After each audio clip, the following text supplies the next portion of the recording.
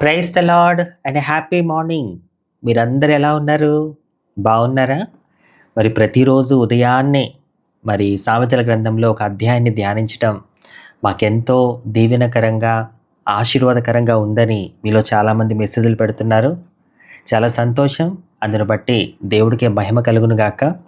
నిజంగా ఈ సామెతల ద్వారా మనం దేవుడి జ్ఞానాన్ని సమృద్ధిగా పొందుకుంటాము. మీకు తెలుసా? మన దినాన్ని దేవుని వాక్యంతో ప్రారంభించటం అది మనకెంతో ఆశీర్వాదం. అలాగే ఈ వీడియోని మీరు అనేకులకు షేర్ చేయండి. ఎందుకంటే మనం దీవించబడ్డం, మనం ఆశీర్వదించబడ్డం కన్నా మనం అనేకులకు దీవెనకరంగా, ఆశీర్వాదకరంగా మనం మారాలి. దేవుడి పని మనం చేస్తే మన పనులన్నీ ఆయన చేసేస్తాడు. సరేనా? ఈ వీడియోని అనేకులకు షేర్ చేసి మీరు కూడా దేవుడి పనిలో పాలిభాగస్తులవ్వండి. అలాగే లాస్ట్లో మీ అందరి కోసం ఖచ్చితంగా నేను ప్రార్థన చేస్తాను. మరి ఇంకెందుకు ఆలస్యం? సామెతలతో సమస్త జ్ఞానాన్ని సంపాదించుకుందాం పదండి. ఈరోజు అంటే ఆగస్టు 3వ తారీఖు మనం ధ్యానించబోయే అధ్యాయం సామెతల గ్రంథం 3వ అధ్యాయం. నా కుమారుడా, నా ఉపదేశమును మరువకము, నా ఆజ్ఞలను హృదయపూర్వకముగా గైకొనుము. అవి దీర్ఘాయువును, సుఖజీవముతో గడుచు సంవత్సరములను, శాంతిని నీకు కలుగజేయును. దయను సత్యమును ఎన్నడూను నిన్ను విడిచిపోనీయకము. వాటిని కంఠభూషణముగా ధరించుకొనుము. నీ హృదయమును పలక మీద వాటిని వ్రాసుకొనుము.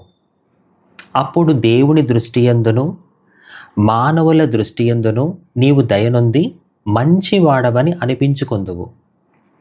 నీ స్వబుద్ధిని ఆధారము చేసుకొనక నీ పూర్ణ హృదయముతో యెహోవా యందు నమ్మకముంచుము. నీ ప్రవర్తన అంతటి యందు ఆయన అధికారమునకు ఒప్పుకొనుము. అప్పుడు ఆయన నీ త్రోవలను సరళము చేయును. నేను జ్ఞానిని గదా అని నీవనుకొనవద్దు. యెహోవా యందు భయభక్తులు కలిగి చెడుతనము విడిచిపెట్టుము. అప్పుడు నీ దేహమునకు ఆరోగ్యమును, నీ ఎముకలకు సత్తువయు కలుగును. నీ రాబడి అంతటిలో ప్రథమ ఫలమును, నీ ఆస్తిలో భాగమును ఇచ్చి యెహోవాను ఘనపరచుము. అప్పుడు నీ కొట్లలో ధాన్యము సమృద్ధిగా నుండును. నీ గానుగలలో నుండి క్రొత్త ద్రాక్షారసము పైకి పొరలిపారును. నా కుమారుడా, యెహోవా శిక్షను తృణీకరింపవద్దు. ఆయన గద్దింపునకు విసుగవద్దు. తండ్రి తనకు ఇష్టుడైన కుమారుని గద్దించు రీతిగా యెహోవా తాను ప్రేమించు వారిని గద్దించును. జ్ఞానము సంపాదించినవాడు ధన్యుడు. వివేచన కలిగిన నరుడు ధన్యుడు. వెండి సంపాదించుట కంటే జ్ఞానము సంపాదించుట మేలు. అపరంజి సంపాదించుట కంటే జ్ఞానలాభము నొందుట మేలు.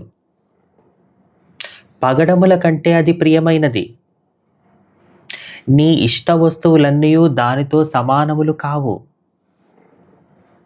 దాని కుడి చేతిలో దీర్ఘాయువును, దాని ఎడమ చేతిలో ధనఘనతలను ఉన్నవి. దాని మార్గములు రమ్య మార్గములు, దాని త్రోవలన్నీ క్షేమకరములు. దానిని అవలంబించు వారికి అది జీవవృక్షము.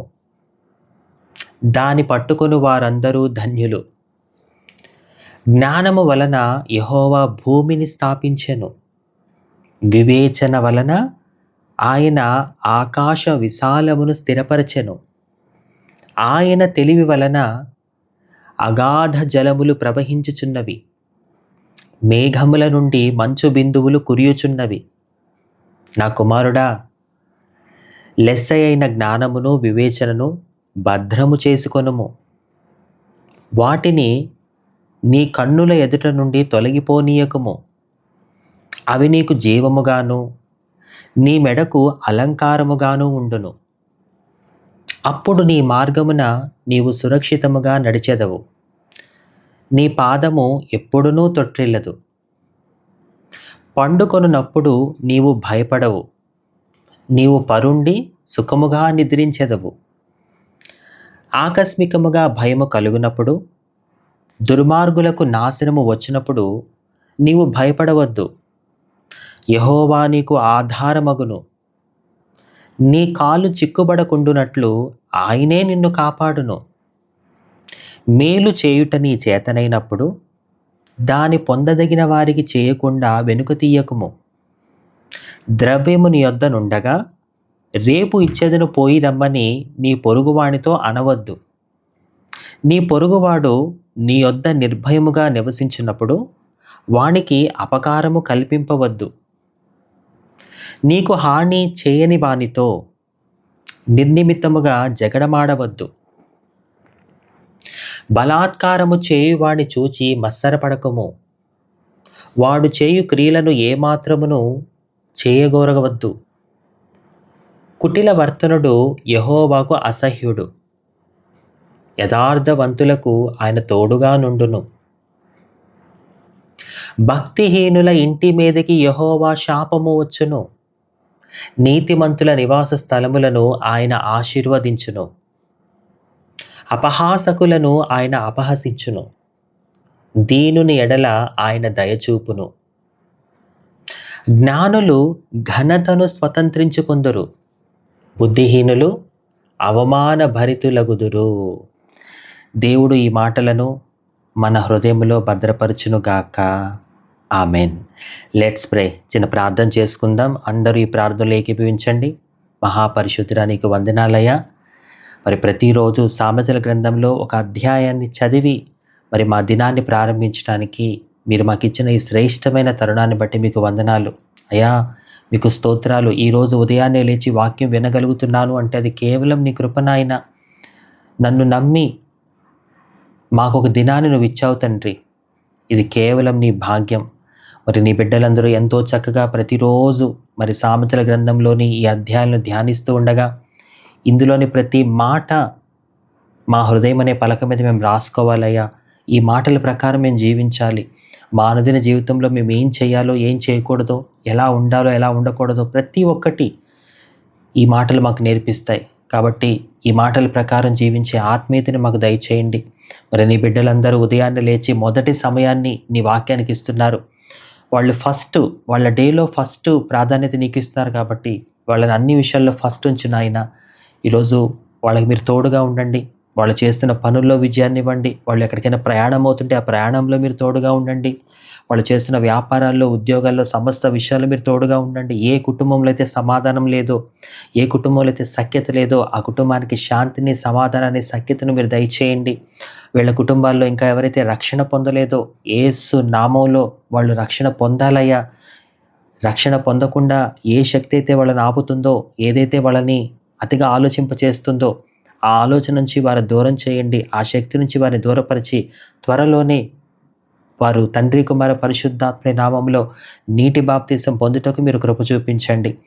మరి ప్రతిరోజు ఇలాగే నీ వాక్యాన్ని వింటూ దినదినము నీకు దగ్గరయ్యే భాగ్యం మాకు ఇవ్వండి అయ్యా.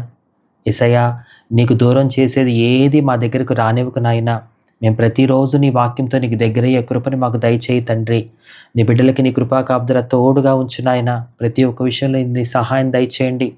వాళ్ళకున్న ప్రతి ఒక్క అవసరత యేసు నామములో తీరబడాలి నాయన.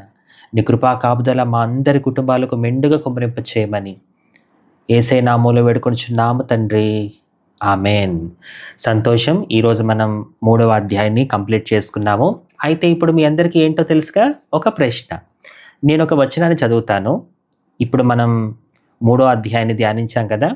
ఈ 3వ అధ్యాయంలోనే నేను ఒక వచనాన్ని చదువుతాను. అది ఎన్నో వచనమో మీరేం చేయాలి? కామెంట్ బాక్స్లో టైప్ చేయాలి. 3వ అధ్యాయంలో పలానా వచనం అని చెప్పి మీరు ఆన్సర్ చేయండి. వచనం చదువుతున్నాను, వినండి. మేలు చేయట నీ చేతనైనప్పుడు దాని పొందదగిన వారికి చేయకుండా వెనుక తీయకుము. మరి 3వ అధ్యాయంలో ఇది ఎన్నో వచనమో, ఇప్పుడు నేను చదివింది ఎన్నో వచనమో కామెంట్ బాక్స్లో తెలియచేయండి. మరి ఇలాగే ప్రతిరోజు మరి మీరు చక్కగా సామెతల గ్రంథంలో ఉన్న అధ్యాయాలు ధ్యానిస్తూ ఉండడం వల్ల ఎంత గొప్ప జ్ఞానాన్ని మీరు పొందుకుంటారో మీకు ఇప్పుడు అర్థం కాదు.